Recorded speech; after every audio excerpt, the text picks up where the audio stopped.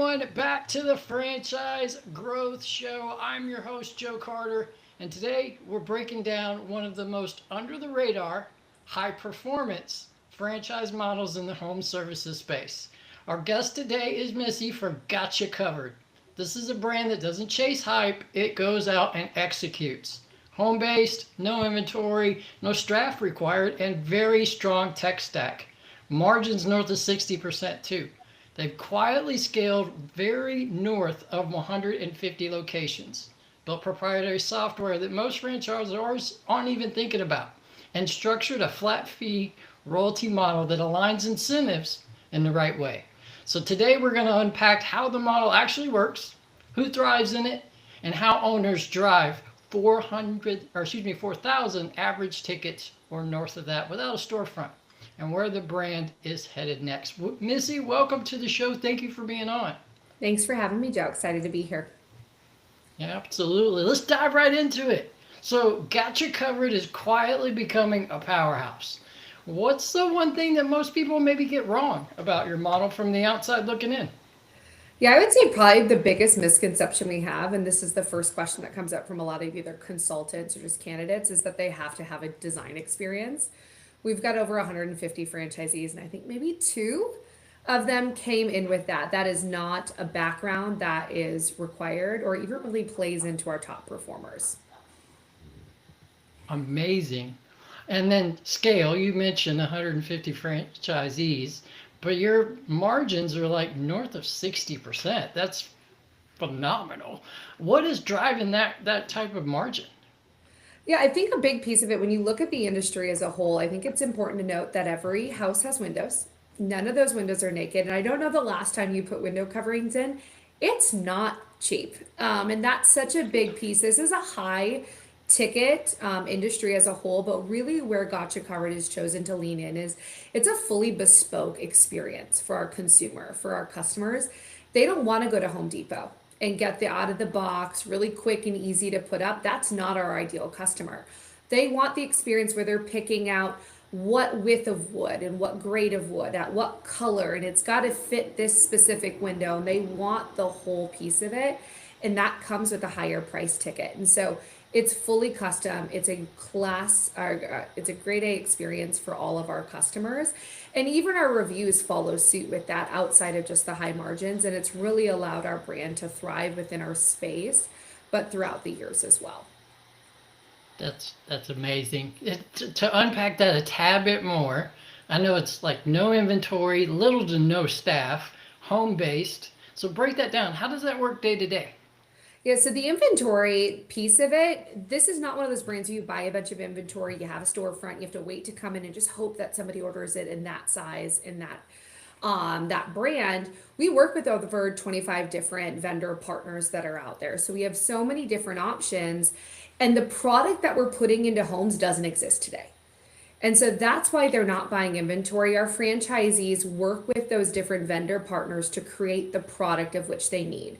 So for example, we had Gotcha Covered into our home because we wanted to do our nursery. We wanted to do our family room. Our family room has a really funky window. And so that's not something that I could get out of the box. It's not that something I could find at a Home Depot or a Lowe's. So they had to come in, do the measurement, and then we wanted it to match the aesthetic. So whites are typically the typical color that you'll find in non-custom.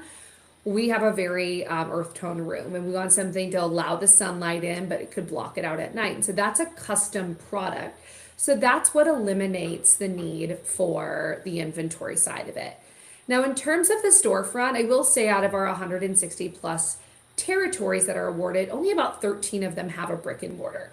So it's absolutely an option of which somebody could grow into. But we don't require them to get this storefront. The storefront's not necessarily going to drive business, especially right at the front end of the launch. But you take on that additional expense. That's an unnecessary risk in our eyes. This is a highly relational business. The business is done in the home. You can't take measurements at a storefront. So even if they came there, you'd still have to come in and have that experience within the home. And so that's why we don't lean into that side of it, but it's definitely an option for franchisees to grow into. And then we even have this hybrid where it's you have an office where you might office out of, you can host meetings there if you want, but you're not having the showroom with the beautiful displays. And then from a staffing standpoint, our franchise is very much owner operator. That is who we see thrive in this. They're building the relationships, especially at the beginning. That being said, if you talk to our top performers, I mean, our top performer is doing over $3.7 million. He's not doing that himself. He's got a team of salespeople that are out there, but we use installers, a third party installer to actually do the physical install. We do have some franchisees that do it themselves, but it's a great way to outsource the labor, but you also gain the expertise, especially knowing that most people don't have the industry experience coming in. I love that. I love that. So much information. I wish I was taking notes, but thank goodness this thing's being recorded. I can go back and listen later. What are the services that are offered to the customer? Is it blinds and shutters, or is there more to it than that? Yeah, so it is think anything for the interior of a window. So blinds, shades, shutters, curtains, drapery. Like we have a franchisee in up in Wisconsin who does metal shutters in campers. We'll do the Wow. small window that's over a powder room, and then we've done Verizon Wireless, we've done Chipotle's, we have a franchisee in Florida in the Tampa market that just did an entire hotel. Even the drapery that goes around beds at the hospital falls into a category of which we can service. And so we do primarily focus on residential, but we're able to branch out from there and do commercial as well. I love that. And you pivoted into that kind of commercial side because when I hear window coverings, my brain instantly goes to my own house and the residential side of the business. But you just referenced several commercial style clients. Mhm. What is the mix that most owners see? So it will vary from owner to owner. I will say, if I look at the system as a whole, about 80% of it is going to be a residential business and about 20% commercial. The heart behind that, and we do have a commercial department at our home office that can help with these larger deals. Residential, and I should mention, we only work in new products, so we're not doing fixing. We're not trying to tweak old product, which is what helps with our ticket as well. But the your margins are higher on residential, but the ticket might be smaller. Where on commercial, it might be a higher ticket, but you're typically going to take a hit on the margins just because you're trying to win the bid. And so a lot of our franchisees prefer to play in the residential space, but we do have some heavy hitters who really lean into the commercial business, and they're doing great because they understand it and they've got the relationships there. I love that. I love that. And obviously when you put the two together, residential, commercial, your average sale is just north of 4 grand. What, Yes. how many windows is that? Or like give some insight into like what actually gets to that kind of a dollar amount on an average per ticket basis. Yeah, fortunately for us, and unfortunately for the customer, it doesn't take much to get to that. There's several different things that'll play in. So when you're looking at just pricing out, let's say blinds, we have a top tier pricing, mid tier, and we also have some more entry level. And that's the benefit of having over 25 different vendors is you can service a variety. So for example, we did all of our windows upstairs in just 4 bedrooms. That was 4 windows, and that was north of 5,000. That was 4 windows. But the product we used was very strong. You could also do an entire living room for that. You could do 1 window. It just depends on the vendor. I think the other thing that plays into ticket price and also margin is we don't just work in hard goods. And think that very literally, a blind and a shutter, that is going to be a hard good. Where drapery, curtains, even matching throw pillows or bench covers, that can play into what we do. That's a soft good. Soft goods drive up your average ticket because they're always custom length, and that side of it, they take more work. Fabric is more expensive. They're not mass produced. And so that is great for margins and it's great for average ticket. And then we play in the technology space as well. So think, hey Siri, turn down the blinds. Hey Siri, open the shades in the bath. All of that, those products we work for or work with, and that's a big part of our business too. They also drive up average ticket and they drive up our average margin. I love that. And the future is now. Yeah, Siri, open my windows or something is like, Yeah. I couldn't even imagine that like 5 to 8 years ago, but today it's a reality. And who knows what else is to come from a Yeah. tech perspective. Yeah, Obviously, absolutely. without a store. Oh, sorry, go ahead. Go ahead. Go ahead. I was going to say, without like a storefront or showroom, how do owners market and sell? Or is it grassroots marketing? Like, how do they get those first initial clients? Yeah, that's a great question. So our home office does help them from, we'll call it the grassroots side of it. So believe it or not, this business still works really well with mailers. And they're addressed to their name with their address. And so there's a beautiful mailer that we'll do when we're going into a new market. We will also start to form a lot of relationships, and this is where the franchisee really comes on. They're the boots on the ground. So building relationships with realtors, mortgage companies, interior designers, flooring companies, window companies, GCs, those are all great referral sources. And so think we bought a really old home. And so when we had a GC in doing some of our work, we asked, who do you recommend for this? You want to be the first name on the tip of the tongue. And so networking within that community, but we teach franchisees how to do that throughout our Launch in 6 onboard program. And so a lot of times those relationships are built by the time that they launch their business. And so that's a major part. They also, referrals close at a higher rate than anything else. Home shows are a great one as well. Being able to book somebody right on the spot for those consults to be able to get out there, that's another great one. And then, of course, you have to work within the SEO, the PPC side of things, paid social media, being top and center. So we have a vendor partner that we work with for that, but our home office creates all of the assets. Our franchisees also utilize Canva to roll those out. And so we teach all of that during our Launch in 6 program. And then we do continuous marketing webinars as well. So it's a partnership between the home office and the franchisee, but for franchisees, it's really building relationships. Love it. Relationships drive virtually every business, and obviously this one is no different there, but you got some key players. So at least you can directionally take your time and put it where you're going to get the maximum effort and maximum result. Yeah. Speaking of result, almost a 50% close rate is what I saw. That's almost unheard of in the sales world. So what kind of sales process gets a near 50% closure rate? Yeah, and home services, candidly, Joe, it's about a 30% close rate is what is standard in the industry. But here's the thing. Typically, when somebody's called you, it's because they want or need it. And so it's not an emergency or anything like that. It's not the speed of which somebody can get, there's no window emergencies that are out there.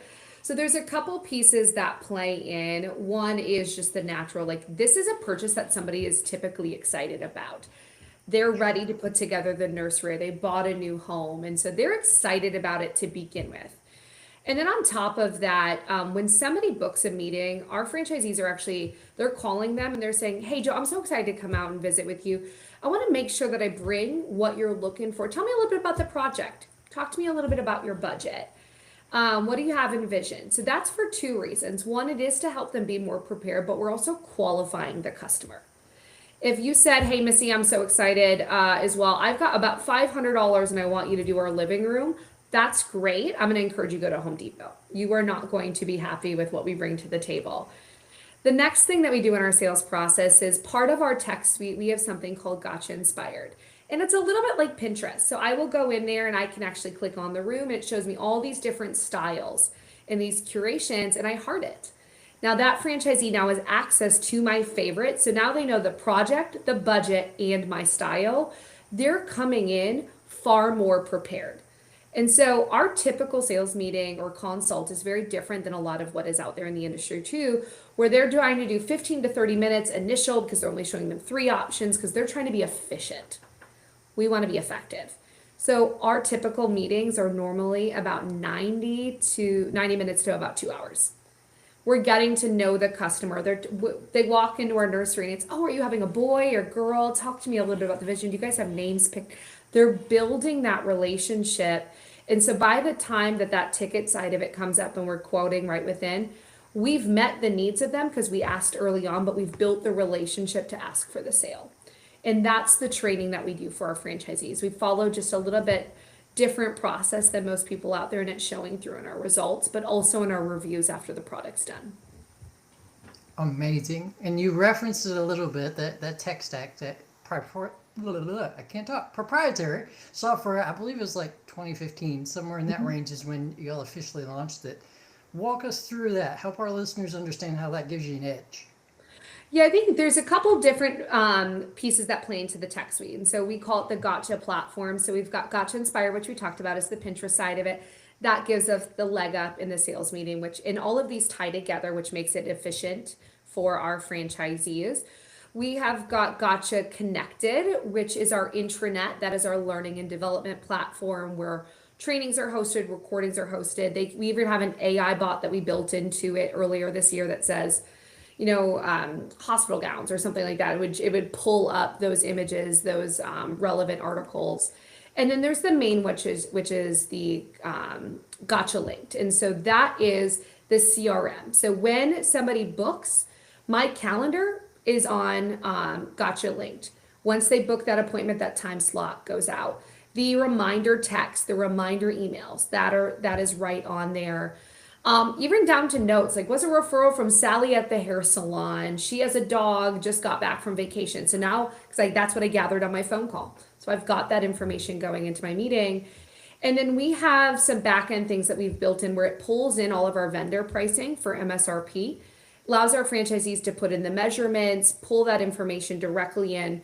They put their margin on top. So our franchisees can actually control what type of sales margin they want to put in, what margin, if any, or what they want to charge for installation or for shipping.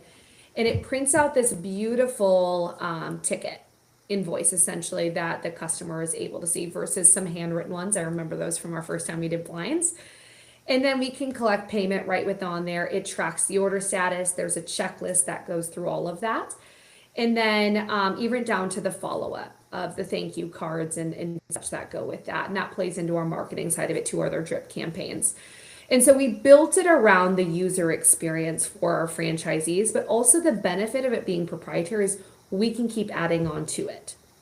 Or if we all of a sudden decide, hey, we don't like this, we can blow it up and we can restart as well because we've got the internal control versus an outsourced product. That's amazing. That's a tech stack that truly does differentiate you. No wonder your average sale price and your margins are what they are. That is no shocker to me based on everything that you just said. Your royalty structure is slightly different. In fact, compoundly different from most other franchise brands that I've had an opportunity to review. So talk to the listeners about what that structure looks like and how it's driven basically off of incentives. Yeah, that's such a great point. I've been in the industry for about 13 years. And so when I started at the brand, it was a game changer. It's such a competitive difference. But really the heart behind it is not penalizing franchisees for doing well. And so how the structure is set up, and this is both on royalty and our ad fund, is set up very similar. So our royalty starts at $350 a month. It's going to ramp up over 4 years and cap out at $2,000. And it doesn't go up from there. And so, for example, if our top performer is doing $3.7 million in revenue and he's paying a $2,000 royalty, that's less than a percentage, which is, once again, unheard of in the industry. Our ad fund starts at 150 and it caps out at 1,000. So for our franchisees, the benefit is that their royalty percentage actually decreases as their business increases, but it's also incredibly predictable. And so as they're planning ahead, maybe we don't have a ton of seasonality in our business, but maybe somebody decides they want to go to Europe. They know if I'm going to be out for 2 weeks, all I have to do is do this to get this, or I can plan ahead because I had a banner month the month before and just have that bookmarked. So it creates a lot of stability for them outside of it. For us, we want to attract the best business owners. And for us, the royalty win is the longevity of that franchisee. And so this allows us to attract top business owners, create a lot of incentive for them to keep building, knowing that it doesn't directly affect us at the home office side of it. But we have so many other channels to keep us accountable throughout that too, because we want them to stay, because that longevity is there versus when new business owners come in. So it's been a win-win on both sides. It's been something our franchisees have really enjoyed. Amazing. Franchisors, take note, you're behind the game if you don't have a similar structure to this. So you mentioned owners, and obviously there's people that will work inside of certain brands and some people who just aren't the right fit. So I know you mentioned owner-operator earlier, but what is the type of person? What are the qualities that a person should have that ultimately thrives in the model? And then the opposite's also true. Who doesn't work inside the model? Yeah, I will say there are some generics that I would put across franchise. Like we want the go-getter and we want somebody who follows the system and they're driven. And those things are absolutely true. I would say top performers are also very plugged into the system. So We want them to be entrepreneurs versus entrepreneurs. They want the help. So we'll put that as the blanket. Now, I will say it is an owner operator model. When we have seen people start this part time, they do struggle. And so that is not something that we encourage because we want to see their long term success. This is also somebody who is very comfortable, I would say, going into a home. They don't have to be salesy. And I think that is probably another misconception is this is the like the car salesman or the insurance salesman. They've called you. You've built a relationship. And so building relationships should be something that you're not only comfortable with, but you're excited about. You are comfortable going into the home and having those one-on-one conversations. There is a technology component to this, obviously. And so I don't think that you need to be a tech wizard. I know I by no means are, but being able to quote within the home is a big reason we have the close rate that we do. So I think having a good understanding of that, having a good understanding of P&Ls, we do teach on that, but a baseline is great. But they want to be the community builder. I remember meeting the franchisee I actually do work with, and I met her for coffee at a BNI event. And she was so energized because she just got out of that event. And so she was excited about it. And then from a gender standpoint too, it's surprising to me that about 70% of our franchisees are actually male. And that's because they love the technology side of it. And so we have a lot of husband and wives that are in there too. I would say if somebody has a candidate where they need a quicker income replacement, this is a great opportunity for them as well. Although we do require owner operator, our model validates the quick return. So I think that can play in. And I would say that they're looking to have a little bit more control over their schedule. This business is what you put into it. On the flip side, there's no window emergencies. You don't have 1,600 employees that you have to manage. So you do get a lot of control over how you run your calendar. Most of the time, you won't see franchisees out there on the weekends. And that creates a lot of stability in the home as well. Love it. And you referenced one owner at the BNI event. Would love to hear some more like success stories of other owners that are living out that flexibility and autonomy model you just referenced. Yeah, there's a couple that come to mind. So we've got John and Becky who are over in Ohio. Becky was a vet tech. And her husband was in sales. And so the plan was, okay, I'm going to get in there. I'm going to do this for myself. And ideally in like 2 years, you can leave your job and come on over. And 6 months in, she said, no, you're quitting now. I need help. And they are consistently in the top 10 today. We've got a franchisee down in Dallas. He was a military vet. And so veterans thrive in our system because they're very process oriented. They've got great grit and just dedication. But he actually launched his business, and the director that worked with him reached out to him a couple of years later and said, hey, was it worth it? Would you do it again? Which I think is always such a great question to ask in validation. And he said, I would do it again and I would pay double. Absolutely, it's just thrived, and he's grown his business past a single territory now. And then one of our newer franchisees, Sabrina, she's in California. She used to own a plastic surgery center. She also wrote a book. And she just throughout the whole process was such a joy to work with. And she is now she opened up earlier this year, and she's going to be a contender for Rookie of the Year. And all she did was lean into her community, execute on the systems, and ask questions along the way. And she's somebody who's very plugged into our validation because of that too. She believes in the model and the system. Love that. There's so much good stuff that you just shared of everything that your brand has done up until this point. What's on the horizon? What's got you covered look like in 2026 and beyond? Yeah, 2026. I'm excited for where the year's headed, and mainly our development team has just been really leaning into the process. So in 2026, we're looking to award 32 territories. And so that's, I would say, one KPI that we're looking at that we're on pace for. But specifically on our home office side of it, we're going to be adding some additional features to the tech suite. So we're so excited for that. We're in pilot mode right now, and that will be full force at the end of Q1. And then we just got everything up at our home office last week. And starting in 2026, we're launching our installers training. Our franchisees have never been the ones expected to install, but as this year we had a lot of people wanting to. And so we redid our training completely this year and created Launch in 6. We're going to be adding on to that, which just creates additional revenue opportunities for our franchisees. we already charge for installing, but what if they know how to do it and they want to?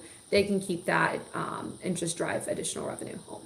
So those are probably the biggest pieces. I know we've grown our team by 2 this year. I'd expect we're going to keep looking at that next year. You have to grow operations in coaching with units. So I'm excited to see some more new faces at the home office as well. I love that. I love that.